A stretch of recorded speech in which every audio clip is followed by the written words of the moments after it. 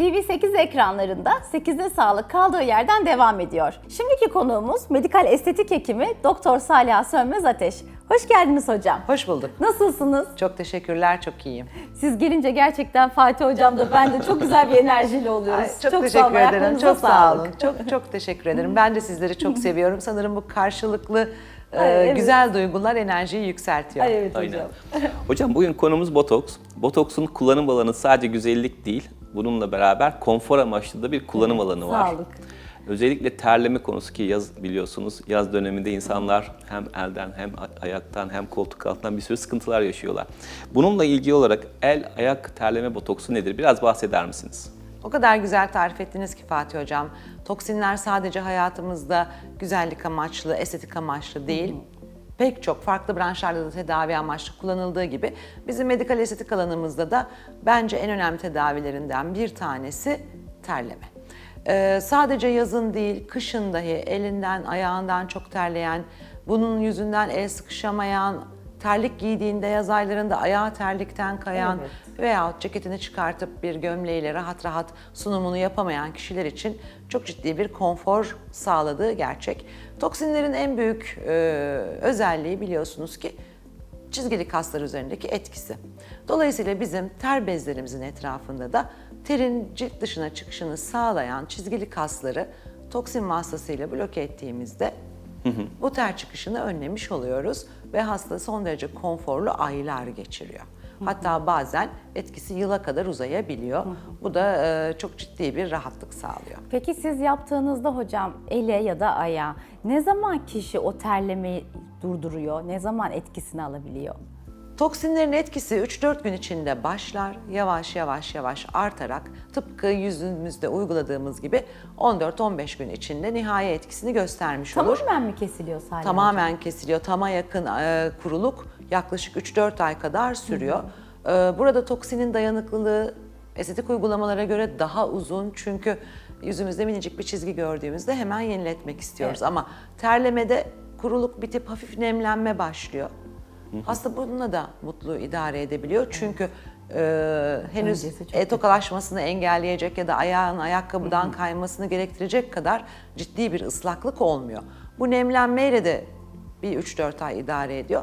Ortalama aşırı terlemeyen bir hasta senede bir kez uygulamayla ama bazı kişilerde de biliyorsunuz parmak uçlarından damlayacak denli terleme var ise 7-8 ay, 6-8 ay diyelim idare edebiliyor bir toksin uygulamasıyla. Ama bu şekilde zaten yaşayan insanlar çok da aydan ay hani 6 ay çok kısa bir süreymiş gibi şeylerle gelmeyebilirler. Evet. Çünkü bu bir tedavi. Çok Kesinlikle rahatsız öyle. edici bir şey değil mi hocam? Çünkü terlemenin net bir tedavisi tabii ki burada aşırı terlemede belli bir hastalığa bağlı olmayan Evet.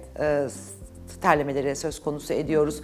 Belli bir sebebi varsa mutlaka ki tedavi edilmesi gerekiyor. Eğer belli bir sebebi yok, genetik olarak, kişisel olarak böyle bir terleme sorunu yaşıyorsa tabii ki en konforlu, en hızlı, hastayı en çok rahat ettiren ve bir daha uğraşmasını gerektirmeyen bir tedavi yöntemi. Peki herkes yaptırabilir mi? Bir de kaç yaşına itibaren yapılabiliyor? Mesela çocuklarda özellikle el terlemesi, sınavlarda, düşün üniversite sınavına gireceksiniz, her taraf terliyor. Bir de heyecanla da çok ilintili bir şey.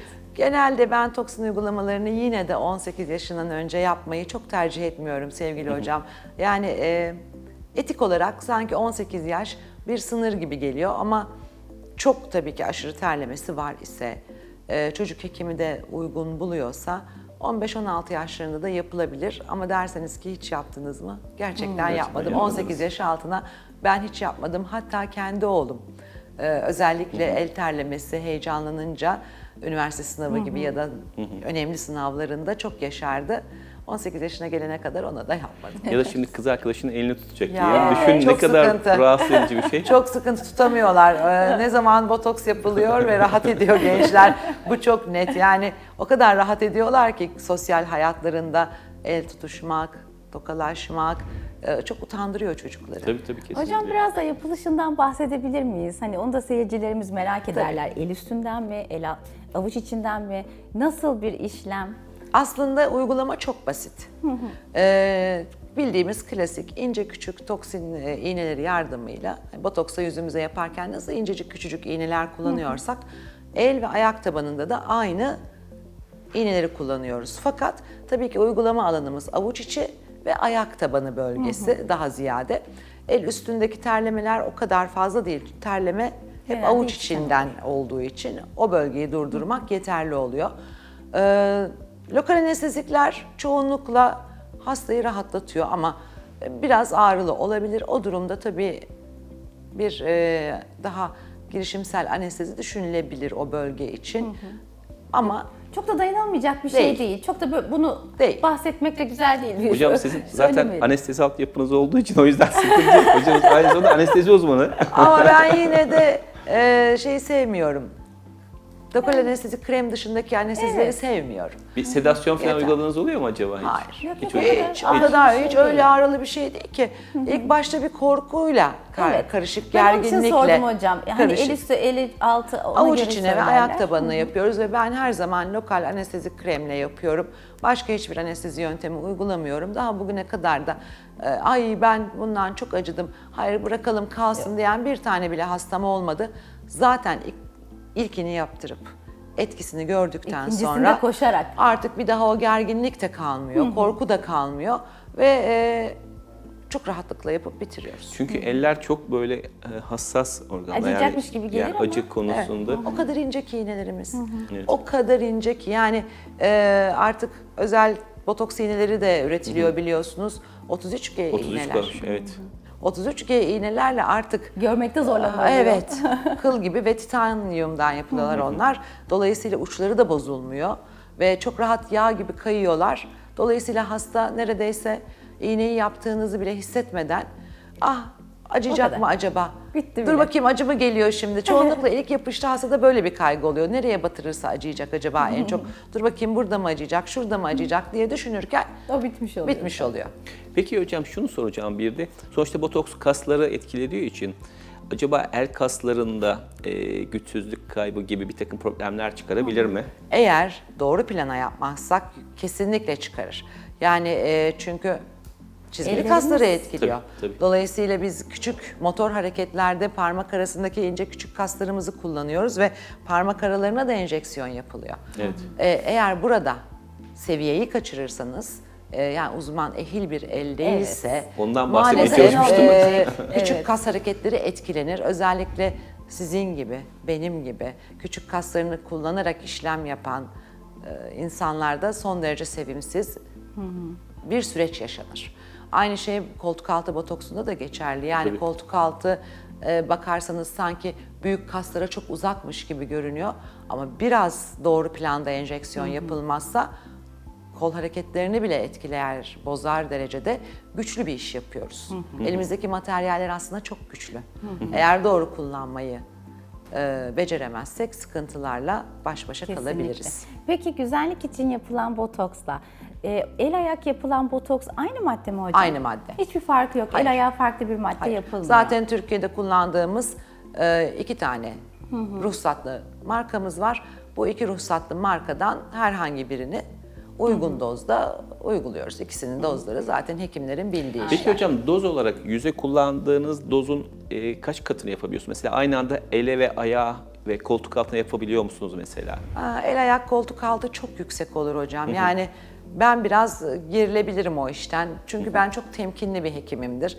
Hastam gitsin gelsin göreyim, severim. Gidip gelmelerini de çok severim. O yüzden bölerim.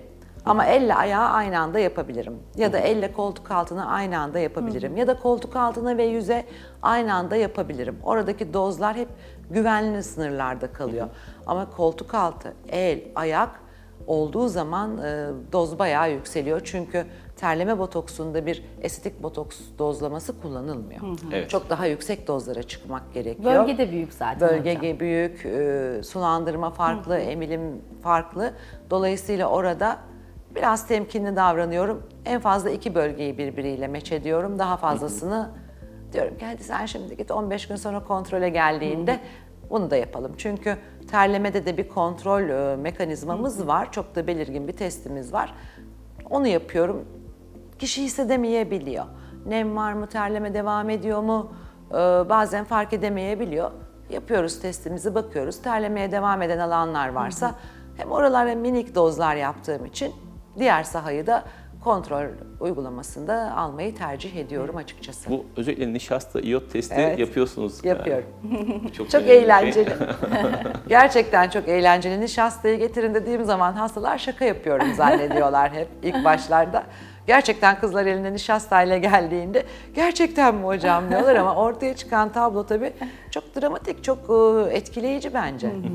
Peki bir de şunu sormak istiyorum. Şimdi insan sonuçta bir yerden terleyecek. Şimdi el terlemesini, ayak terlemesini Çok yok sorarlar ettiğimizde bu terleme bitiyor mu? Aslında terleme bitmiyor. Vücudun diğer kısımlarına aslında dağılmış Evet, oluyor. acaba Doğru mu sağlıksız mı oluyoruz derler değil mi Fatih Evet. Hocam? Korkuyorlar. Biz şimdi bu teri bir yerden çıkarmıyoruz. Acaba toksinler vücudumuzda mı kalıyor? Terlemezsek bu bizim için zararlı mı olacak? Hepimizin çok sık karşılaştığı sorular bunlar. Aslında böyle bir şey yok. Vücut kendi klimasını oluşturacak kadar terlemeyi mutlaka yapıyor. Bunu sadece terleme yoluyla da yapmıyor. Nefes alırken buharlaşma yoluyla da yapıyor. Aynı zamanda idrar çıkışıyla da yapıyor ve bu dengeyi sağlıyor. O yüzden hiçbir şekilde biz elimizden terlemiyoruz, ayağımızdan terlemiyoruz diye toksin çıkışı durmuyor. Hastaların bu konuda hiçbir korkusu olmamalı. Evet, Ben öyle görüyorum. Vallahi hocam biz sizinle konuşmaya doymayız. Zaten konularımız da o kadar güzel. Hele ki bu konu ben koltuk altı terleme botoksunu yaptırdığım için kendimde de Ben de çok yapıyorum. rahat ve bildiğim bir konu. Ama birçok insanda bahsettiğimiz sorularla bunların cevaplarını aldılar diye düşünüyorum seyircilerimiz. Umuyorum Çünkü çok soru aydınlatmışızdır. işaretleri vardı. Dediğiniz gibi terleyebilecek miyim? Ne olacak? Ya da el kaslarımı kullanabilecek miyim diye. Çok aydınlattınız. Çok teşekkürler. Ben çok sağ olun. teşekkür ederim güzel sorularınız ve konuya yaklaşımınız Ağzınıza için. sağlık hocam.